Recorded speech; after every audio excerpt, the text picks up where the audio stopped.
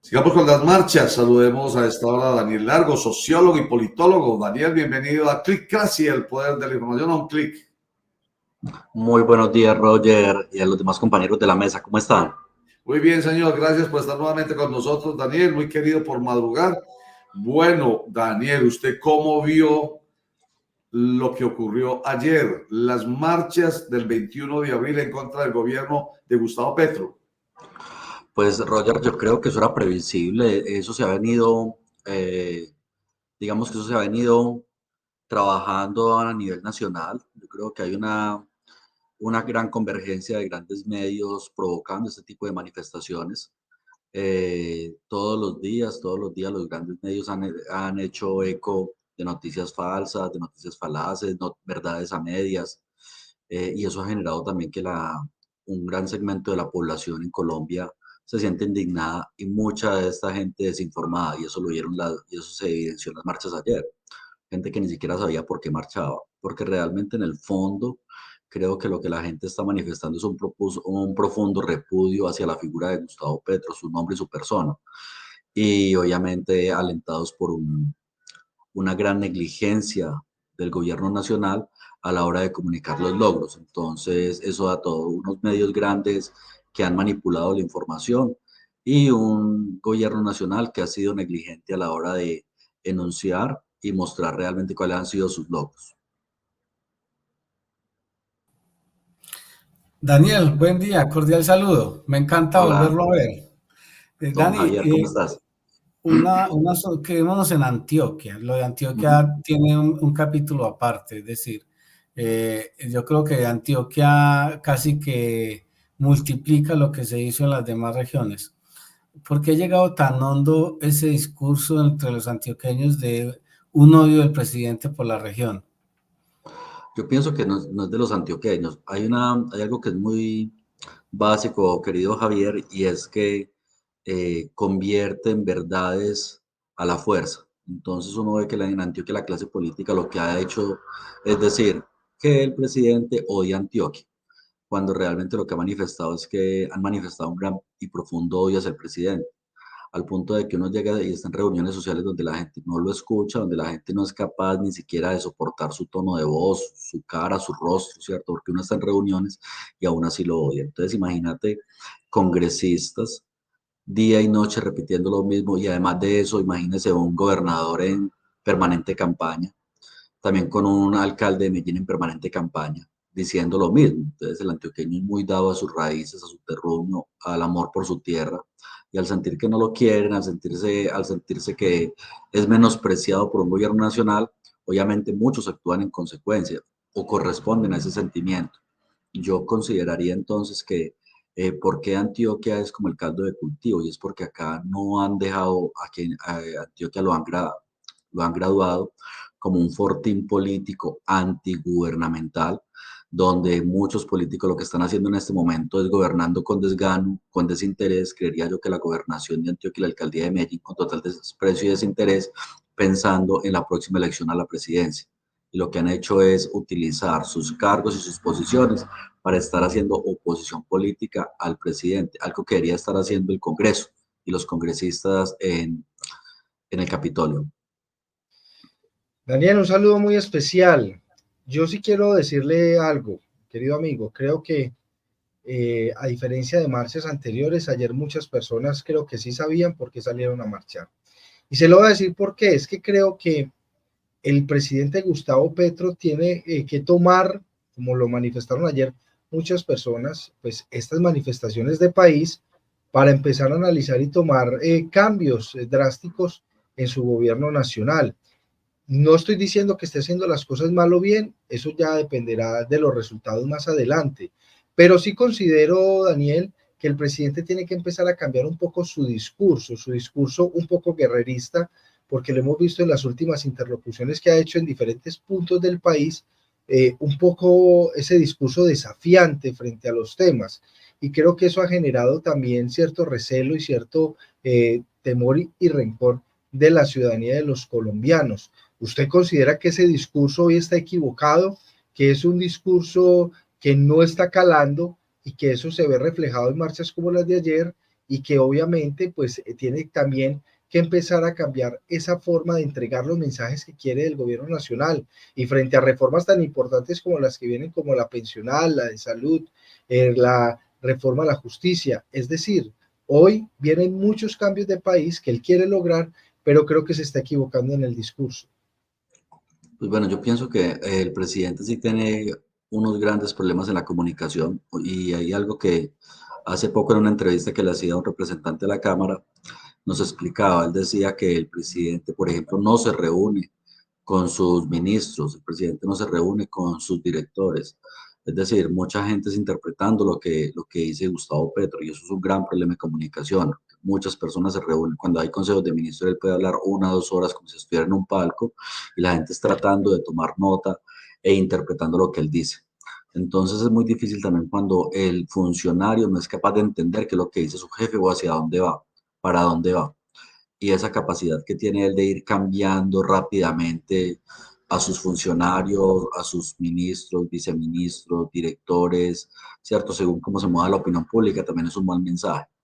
Yo quiero decir lo siguiente, no creo que este gobierno sea precisamente un ejemplo de gobierno, ¿cierto? No creo que realmente sea la víctima del paseo. Tampoco veo a Gustavo Petro como un hombre, el tipo violento o agresivo, no, lo veo más bien contestatario por su condición política, de donde viene, es un hombre contestatario y reactivo. Entonces lo que le ha pasado es que él en este momento, lo veo yo, desde su rol, no ha sido capaz de entender, y eso lo dicen en Presidencia de la República, cuando uno habla con algún viceministro por allá, pues de puro, como les dijera yo, de casualidad, o con gente de tercer nivel, que ellos sienten, estamos en el gobierno, pero no estamos en el poder. Entonces siente que tienen el gobierno, pero no tienen el poder. Y realmente el poder se lo han dicho, el poder lo tienen los gremios económicos, pero no han sido tampoco capaces de fortalecer una economía popular de base, que es lo que ellos vienen hablando, no han sido capaces de fortalecer unos medios de comunicación, entonces día y noche se quejan de los grandes medios, pero los pequeños medios, el periodista que está en Caucasia, el periodista que está en el Chi, el periodista que está en el Cauca, está viviendo prácticamente del aire, porque ellos no son capaces de invertirle a eso, que son los que realmente uno llamaría los medios contrapoder, los que podrían contar la otra versión de lo que está sucediendo. Entonces yo te voy a puntualizar esto, Oscar Mario. Sí, yo creo que el presidente tiene que sentarse a reflexionar sobre qué es lo que está haciendo. El presidente tiene que sentarse a reflexionar que en efecto sí hay un descontento y estas marchas van a exacerbar más ese descontento, porque claro, cuando hay más, la gente se suma, ¿cierto? Si la marcha de ayer hubiera sido una marcha pequeña, la más gente se sentiría inhibida para volver a salir a marchar. Créame que esta marcha va a ser el caldo de cultivo, por lo menos para otra, por lo menos 1 o 2 más este año. Daniel, 2 aspectos. Primero, el discurso de odio. Yo creo que ha imperado mucho en este tema y ayer lo vimos. No es para nadie desconocido las reacciones de muchos ciudadanos de odio hacia el presidente. ¿Qué interpretación tiene eso? Y segundo, ¿usted qué piensa y cómo se verán las marchas del 1 de mayo? Pues con el tema del odio, repito, yo creo que ahí a este señor lo odian per se, ¿cierto? Su sola presencia, su sola existencia y mucha gente que es suficiente para odiar, ¿listo? Y creo que él no es como decía algún día algún presidente por ahí que decía, yo no soy la roca que golpea la ola, soy de sangre y hueso, de carne y hueso. Yo creo que él es muy contestatario y la gente quisiera un presidente más fácil, que cuando lo criticaran bajara la cabeza, que cuando le dijeran cambie, él cambiara, que cuando el gabinete se lo pusiera la oposición. Es decir, y eso que genera, primero que hay un gabinete inexperto, o sea, porque aquí lo que la gente dice que la izquierda ha gobernado, eso es mentira, la izquierda que no ha gobernado.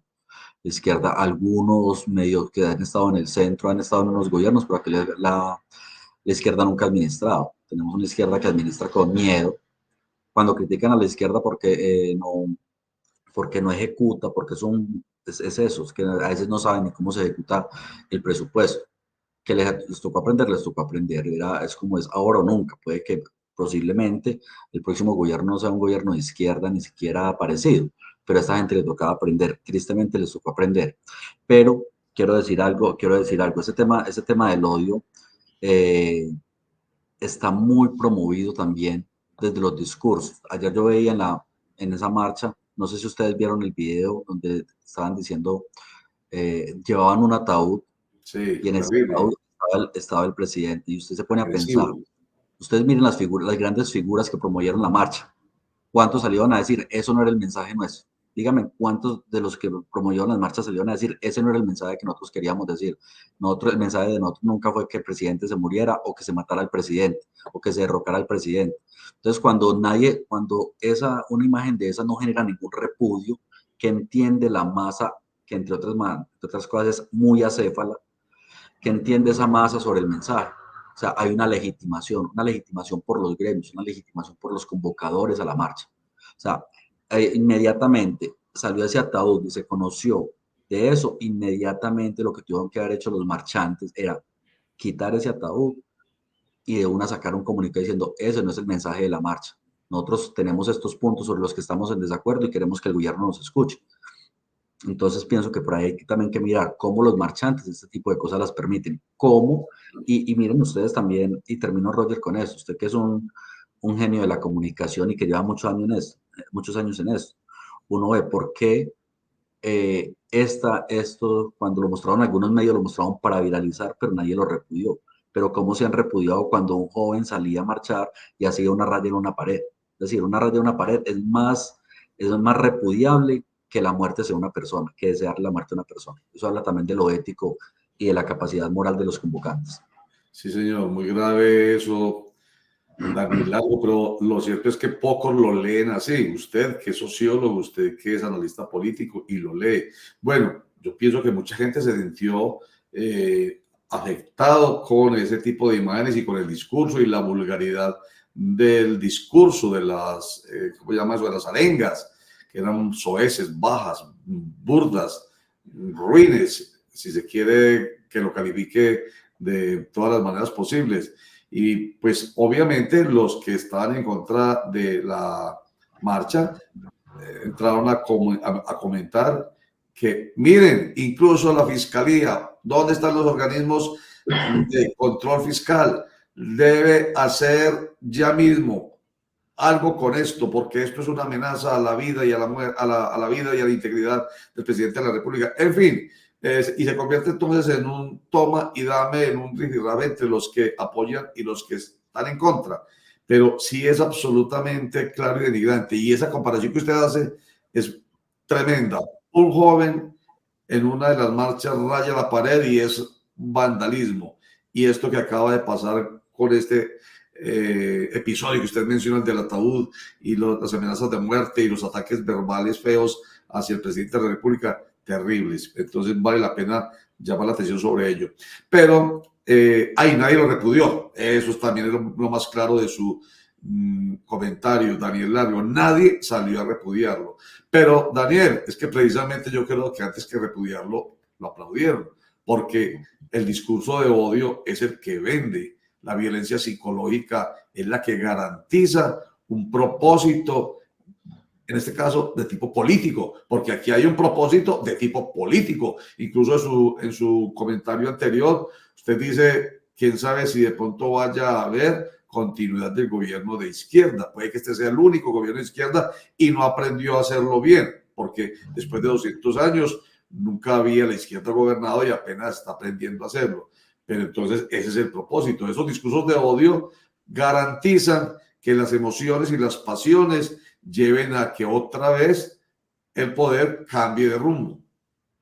Totalmente. Mire, y yo se me acaban de venir a la mente dos ideas. Una, cómo repitieron hasta el cansancio que Santos le había entregado el país a las FARC y aún la gente cree que el país está en manos de las FARC, unos pobres señores que salieron del... Mentira, vamos a decir, una gente que dejó las armas por un proceso de paz y que hoy en día no se consiguen un voto en una urna.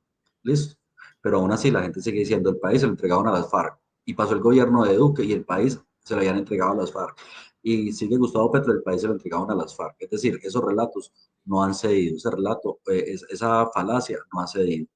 Y lo otro, cuando me preguntaba Javier ahorita por el tema del odio, yo escuchaba a alguien muy cercano hablando de que este presidente era un dictador. Yo decía, venga, pero en una dictadura, ¿quién sale a marchar? En una dictadura, ¿quién? Lo primero que hacen es decirle a los medios qué pueden decir y qué no pueden decir. Ya lo primero que hacen es meter a a los directores de la prensa a la cárcel y se toman los medios de comunicación. La movilización social no existe, no es posible, es totalmente criminalizada. Entonces, cuando usted es una persona no sabe ni qué es, la gente no tiene claro ni qué es una democracia, pero mucho menos que es una dictadura, y usted le dicen que están con un dictador, la gente, por un instinto, digamos que de conservación, dice, vamos en contra del dictador. ¿Listo? Es una cosa muy interesante. Ahora, ¿cuántas personas que salen a marchar pudieron haber salido armadas? Yo recuerdo hace poco una marcha que hubo en Medellín y alguien me decía, no, es que y que Daniel Quintero estaba, Daniel Quintero es muy provocador y Daniel Quintero le estaba haciendo arengas desde por allá, desde el piso 12, y alguien me decía, no, pero es que había gente armada. Entonces uno dice, sí, puede que no, pero uno dice que la calidad de la gente que está marchando y lo que decía Roger, la calidad de su discurso y la calidad de lo que estaban manifestando. Entonces yo pienso que vamos a ir resumiendo de la siguiente manera. Hay unos relatos que se han reproducido y se han masificado por redes sociales, unos que han sido con mentiras, otros que han sido verdades a media. Tenemos una clase política en Antioquia, por ejemplo, que está metida de lleno en la política y que son capaces de jugársela el todo por el todo.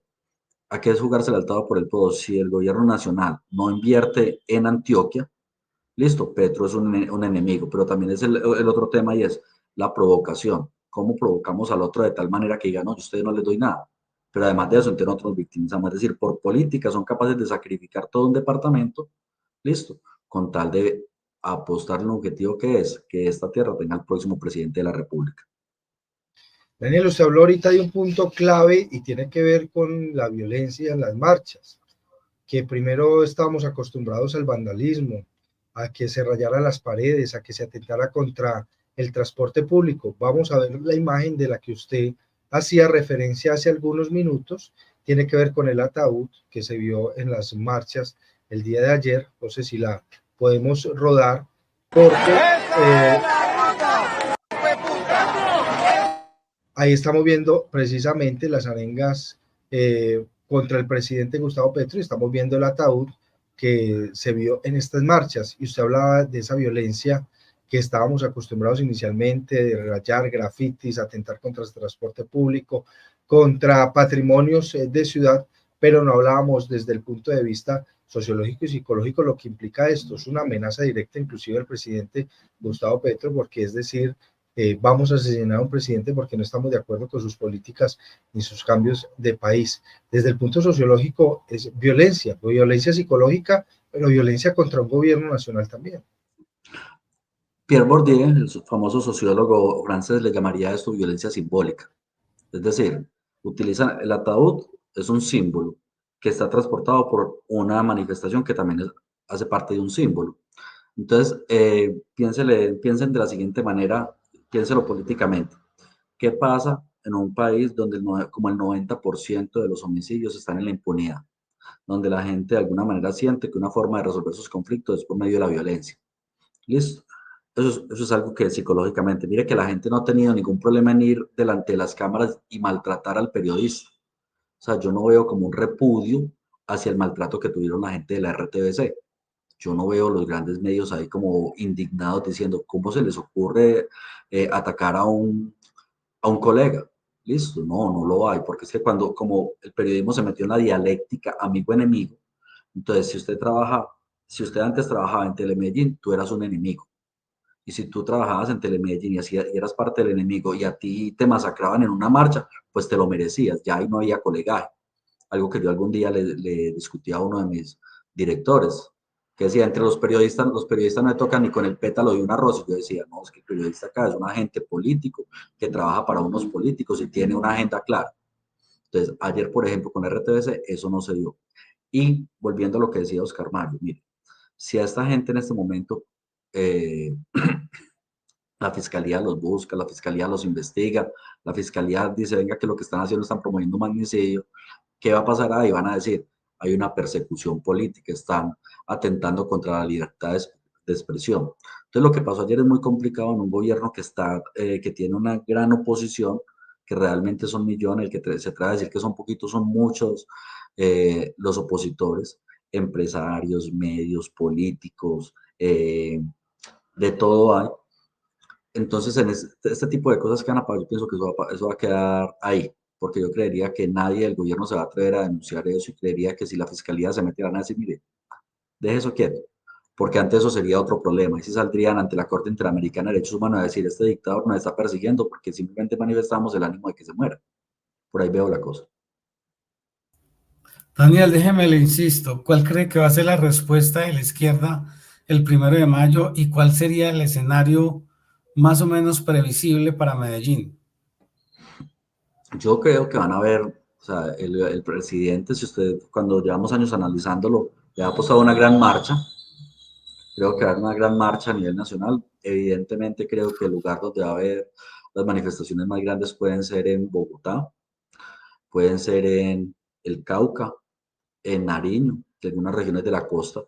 Yo no creo mucho que en Medellín vaya a haber una gran manifestación tan multitudinaria, por lo menos como la de la derecha, no lo creo. Porque es que en Medellín convergió la derecha y el centro. Es decir, la centro-derecha, el centro-centro, la derecha y la extrema derecha convergieron ahí. Son muchos matices políticos. Entonces, miren ustedes, por ejemplo, toda la gente que salió eh, del Partido Verde a marchar. O sea, salieron, es decir, sin asco. Esa gente marcha sin asco y se junta con la extrema derecha sin asco y sin ningún repudio. Ningún repudio. Entonces salieron a su marcha, salieron a sumar gente, convocaron. Y realmente, ¿quién va a convocar en Medellín? Daniel Quintero. Daniel Quintero no es el que más convoque, que un equívoco del gobierno nacional de graduar a Daniel Quintero como si fuera un líder de la izquierda. Daniel Quintero, entre la izquierda democrática en Medellín, es un líder ilegítimo. Entonces aquí van a haber una convergencia de agremiaciones de sindicatos, estudiantiles, actores políticos que no es tan grande como la derecha. Daniel, cortico, ¿qué papel jugó ayer en la marcha para que fuera tan masiva en Medellín el discurso del alcalde de la ciudad, Federico Gutiérrez, y del gobernador de Antioquia, Andrés Julián Rendón, ese tema de que el gobierno nacional está en contra de los antioqueños? Todo, porque sí hay que entender el amor por el terreno que tiene el antioqueño, o sea, ese componente telúrico del antioqueño, el amor telúrico de ellos es una cosa muy grande, o de nosotros. Entonces, cuando estos líderes, que realmente son unos líderes, sobre todo Federico Gutiérrez, el, el gobernador prácticamente es un señor que lo puso Federico Gutiérrez con su prestigio. Antes de ser gobernador, ese señor lo conocían solamente por allá en la Ceja y Río Negro. Pero estos líderes políticos atizaron y exacerbaron un sentimiento, sobre todo de autodefensa, de autoprotección. Es decir, tenemos que protegernos, tenemos que resguardarnos, van a atacar las instituciones. Y recuerden lo que pasó con EPM. Hablaron de la intervención a EPM. Y hasta donde yo haya hecho el seguimiento a todas las intervenciones, EPM no es una empresa que va muy bien. O sea, no hay razón para intervenirle. Alguien dijo, van a intervenir EPM. Y eso puede haber sido también la gente que se había inhibido de participar, tomó la decisión de salir a marchar, porque es que lo primero que nosotros protegemos son las instituciones. Miren algo que les quiero decir. Aquí la gente como quiere el grupo antioqueño, el GEA, el grupo empresarial antioqueño. Pues la gente realmente eso es una institución para los antioqueños, por sus empresas, por el empleo y todo. El GEA no se ha manifestado con la vaca para el departamento de Antioquia. Pues, no han dicho, por ejemplo, listo, el grupo empresarial antioqueño, vamos a poner 200.000 millones de pesos para esa vaca. Metemos para la vaca, como dice cuando uno está tomando cerveza, meto para la vaca. No han metido, han pasado de agache y aún así es una gente que es adorada en este departamento. Entonces es como un poco para entender la idiosincrasia nuestra. Claro, Daniel Largo, sociólogo, analista político, muy claro usted con sus análisis, con su interpretación, otro punto de vista bien importante en estos hechos de nuestro país, hecho como el de este 21 de abril de 2024, una marcha multitudinaria. ¿A quién le cree finalmente usted, Daniel? ¿Al presidente que habla de unas 250.000 personas marchando o a quienes dicen que casi 500.000 personas en todo el país? No, yo soy escéptico con el presidente. Listo, yo pienso que uno tiene que ser objetivo. Y yo recuerdo las marchas que se tuvieron en el gobierno de Iván Duque, que también las minimizaron. Creo que es un error. Las marchas no se pueden minimizar ni pueden colocar en esos niveles irrisorios. tampoco voy a ser como los llaneros que cuentan patas y cabezas y desde ahí dicen cuántos estuvieron, no. Pero que hubo más de 300.000 marchantes, los hubo. Así es. Sí, pues por lo menos aquí en Medellín, la ciudad que, como usted ya nos lo explicó, pues tiene toda la fuerza contra la presidencia de la República y que es esa fuerza acompañada incluso por la misma institucionalidad, según nos dice Daniel Largo, sociólogo y analista político. Y último comentario, ¿qué iba a decir?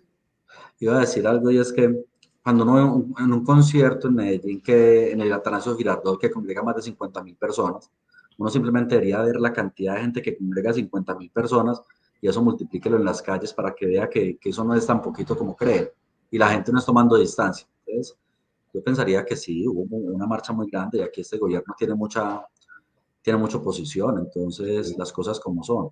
Ahí lo que tiene que hacer el gobierno, y repito, el gobierno tendría que hacer un diálogo con la ciudadanía, pero no desde el discurso por la RTBC o Radio Nacional de Colombia, ¿no? Tiene que escoger a los medios pequeños e informar lo que está pasando. Y para eso tienen que pautar, y para eso tienen que contratar, y para eso tienen que decirle al medio pequeño, mediano y grande, informe lo que está sucediendo. Es que el medio, algo que lo sabemos, Roger, usted no tiene que ser ni pro gobierno ni antigobierno, pero un puente es un puente. Claro. Usted creo que tiene que informar en dónde está el puente, ya. Una vía es una vía, informe que pavimentaron una vía, que la gente no sabe. Muy bien. Daniel Largo, mil gracias por estar con nosotros en Click Classy, el poder de la información a un clic. Muchas gracias. Muchas gracias a usted, Roger, a Oscar Mario y al amigo mío, Javier. Estén muy bien.